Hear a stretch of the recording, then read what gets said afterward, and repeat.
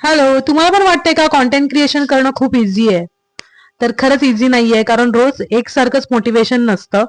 आणि जेव्हा आपण खूप सारा टाइम इन्व्हेस्ट करून, वेस्ट नाही बोलणार मी, इन्व्हेस्ट करून एखादा कंटेंट क्रिएट करतो, शूट करतो, एडिटिंग करतो आणि त्याच्यानंतर तो व्हिडिओ रीच नाही होत, 500-600 व्ह्यूज येतात, नंतर असं वाटतं नाही हा व्हिडिओ जाणार, पुढे जाणार. पण नंतर जेव्हा 1,000-2,000 ला येऊन अडकून जातो ना, तेव्हा त्या क्षणाला डिमोटिवेट होऊन जातं माणूस.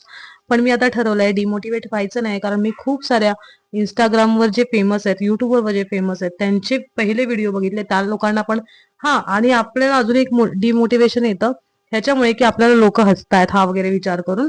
कारण ती 4 लोक नेहमी हसणारच आहेत असं मी विचार करते आता, कारण त्या 4 लोकांना दुसरं काही काम नाहीये.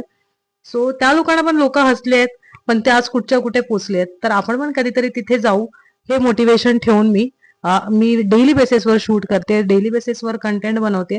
आणि आज मी कॅमेऱ्यासमोर येऊन बोलायची हिंमत केली, हे माझ्यासाठी खूप मोठं अचिव्हमेंट आहे, कारण माझी हिंमतच नव्हती होत. सो लाईक्स करत राहा, कमेंट करत राहा. बाय बाय, टेक केअर, काळजी घ्या सगळ्यांनी.